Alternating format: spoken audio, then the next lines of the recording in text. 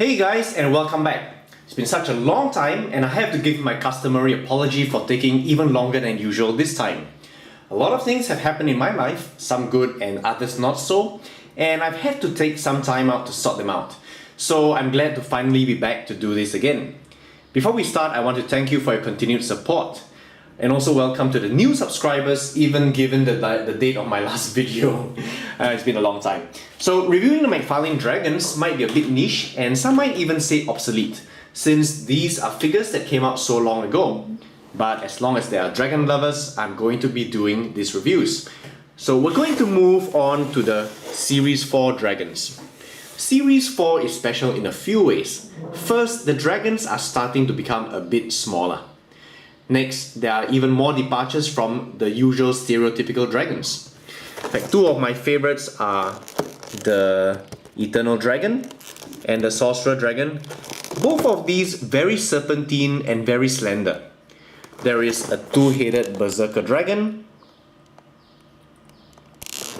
a huge bloated Water Dragon, and a Komodo Dragon so different from the Series 1 and 2. And given the deluxe treatment this time. Series 4 is also personally special to me because it marks a sort of coming full circle to where I began. When I first started reviewing, I did the Series 4 Fire Dragon. Today we'll get into this, the Sorcerer Dragon. Now, as soon as I saw pictures of him, I knew I had to get it. It was not easy to get, but I knew I had to get it. There's just something so special, so dramatic about this pose that's really exciting. It's a classic one too, a dragon rearing with its neck pulled in an S shape, wings spread, and I knew it would make a dramatic addition to my collection. Packaging wise, I'm glad that for Series 4, the card is more tailored to each dragon with a feature picture at the back. If you recall the Series 2 and 3 packaging, they had gone the El Cheapo route of having a single backing card for all the dragons. Not nice. So let's get this guy open. Here is the Sorcerer Dragon, and wow, he looks fantastic. He comes in one piece, so you don't have to worry about the wings not being able to attach properly to the body like many of these McFarlane Dragons. The trade-off, of course, is the small size necessary to fit into the box. First, the base. Now this base is rather simple, at least by McFarlane standards. It's just a ring of stalagmites covered by what seems to be green moss and lichen, suggestive of a rocky patch in a forest environment. But it's really quite a simple base and nothing to write home about. I really want to get the dragon now. As I said, this is a small dragon. Here's comparing him to the Series 1 Sorcerer Dragon. And I think you can see, both in terms of height as well as in bulk, he's quite a lot smaller. But size isn't all that matters, and what the Series 4 Sorcerer lacks here, it more than makes up for with the one superlative it's got going, the dramatic pose. Now you've doubtless seen countless pictures of roaring and rearing dragons, wings spread out in all their glory. In fact, if I were to ask you to draw a dragon, you'd probably draw pretty much the same sort of pose. Interestingly enough, the McFarlane line seems to have shied away from that stereotype until now.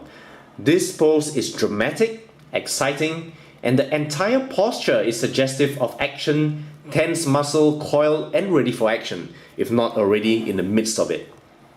The color is interesting. The scheme is one of orange and brown with a banded theme running throughout the length of the dragon. Somewhat like the bands you might find on a coral snake.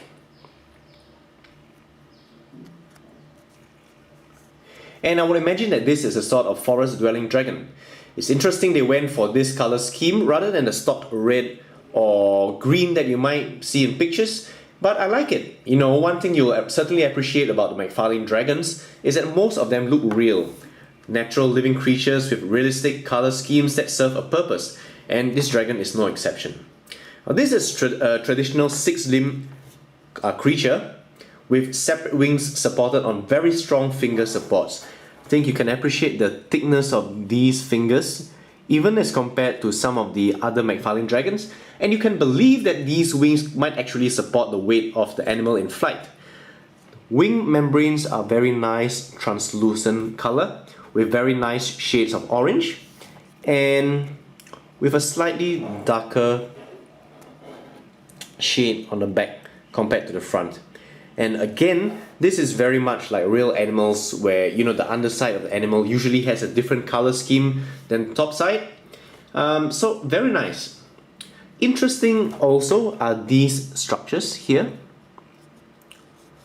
Some sort of membranes attached to the arms of the animal, and I imagine them to be flight stabilizers of some sort. You know, I love how within even one structure they've applied different washers. I'm sure if you'll be able to see this clearly, but even with a simple structure like that, they've got a blend of washers that just segue nicely from one shade to another. So again, very nicely done. The only thing I don't like about this dragon, I would say, is this rune here. But this is in keeping with the sorcery theme. You know, all the sorcerer dragons have it. But I think it upsets the natural bestiality of the dragon a little bit. Now, a very interesting feature as well of this dragon is this very long and then coiled tail. If I were to guess, I'd say that the length of the tail makes up more than half of the dragon's total length. You know, this is kind of like some sauropod dinosaurs. You know, the tail forms a very nice frame, ending in a long coil and then holding aloft its crystal ball, which seems to be a common feature for all our sorcerer dragons. Now here, alas, I have to point out two very obvious failings. First is the very crappy nature of this ball. I mean, it's just like the same sort of thing, you know, you got with the crystal ball in the Sorcerer 1 dragon, and I think they could have done a lot better.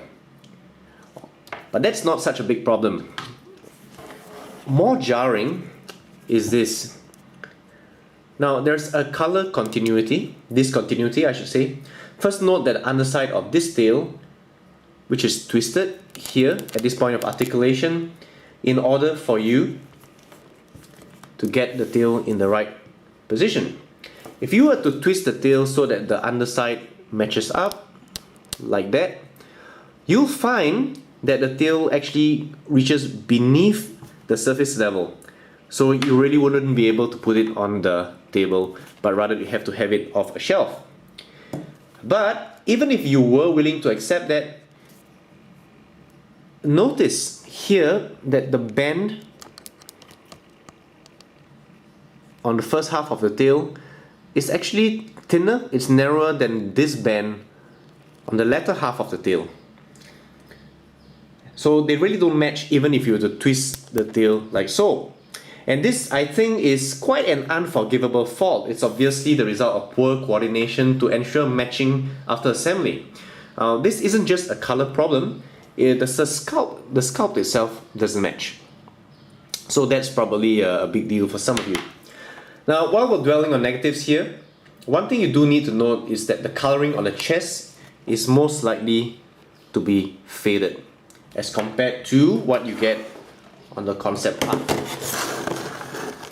Now, how do I know this is not just my own bad luck? Well, it just so happens I have another Sorcerer Dragon in package, and you'll see the same thing happening here as well. So, you probably might want to get this colored, custom painted if you know how to do it. So, no review of a McFarlane dragon will be complete without saying something about the texture and detail. And this dragon has it in spades. There is plenty of variation in shape and size of scales by location, lending greater realism to this sculpture as compared to some of the cheaper dragon toys or models you might get. First, look at the palm creases on the wing hand. And then that changes to this very different design of scale down the wing arm, which is actually different again from what you might find on the thigh, the leg, and then you have these different types of scale running down the tail of the animal. I like especially these ligamentous structures here, which seem to lend frame to the wing membranes. They are really nicely executed, and they're not just painted, they're actually textured as well. We have the banded color that I talked about before. That is really nice running down the length of this animal in alternating reds and yellows. Here you see down the tail, and then up the sides of the neck as well, with the only disappointment, like I said, the faded band across the chest of the animal. I said that this dragon seems to have a woodland motif, and this woodiness seems to carry through even into the design of the face, where for some reason, you know, these horns seem to remind me of a splintered log in the forest. The scales on the chest here, some of them look like barnacles, and even the neck tendons here remind me of the exposed roots of some tree. This woody motif carries down the length of the back of the animal in terms of these very twig-like structures, these spines. And I really like that there's this angulation going rather than just going for a straight spine all through the length of this animal and almost halfway down the very, very long tail. And again, they could have just repeated that design, but they decided to add a different sort of feature for the end of the tail. So I like that design. You know, it seems like they're not skimping or compromising on design variability just so that they can save costs and do an easy to render figure. But a word of caution now about these spines. You might notice something. Well, these spines are fragile, and if you're not careful, it can lead to heartbreak caused by spine break. So how can this happen? Well, to do this, I have to review the articulation of this figure, which in a McFarlane Dragon is actually quite plentiful. So let me count the ways. First, you have a neck which can turn. You've got shoulder articulation. You've got tail articulation, sort of, with the unaesthetically pleasing problem that I've noted earlier. You've even got waist articulation. Now you think that with so many points of articulation, you could get quite a lot of nice permutations of poses from this creature. Unfortunately, I tried to do that, and my waist articulation is really tight, and my finger slipped off, and this happened. So you've got to really be careful. Now, I don't think that I will be messing with articulation anymore, because after all, this pose seems to be the one that works the best for me, and I just love it. And that's really the thing. You know, the most captivating thing about this dragon is the pose. It's so action-packed, maybe some might say a bit stereotyped, but yet it's done in a way that's so fresh and exciting that I want this dragon in my collection in spite of all the little faults I've mentioned. You know, every single direction you look at this animal, it looks great. There is nothing static, nothing symmetrical about it, and there's nothing that you can't rectify. For example, if you're good at custom painting, or you might get a friend who knows some custom painting to actually paint in that faded chest. You could, for example, do what I did with the Sorcerer the Series 1 Sorcerer Dragon, replacing this cheap looking ball with something nice and simple like this.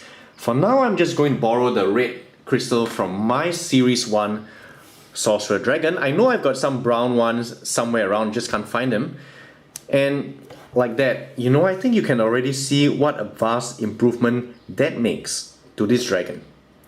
So this is a dragon I really recommend you get. It's something that really stands out, and I would venture to say that it's one of those few dragons that, you know, if all you had was him, you'd be pretty much happy. So that's it for now, my friends. Oh, and I have to say this, we're now nearing the first quarter of the year, the end of the first quarter. So what have you accomplished so far? And how many resolutions have you started work on? So time flies and really need to grasp it. Otherwise, it just goes, as I know from how long it took to get me to get this review done. So once again, thanks for watching. Welcome to my new subscribers, and I'll see you soon, I hope.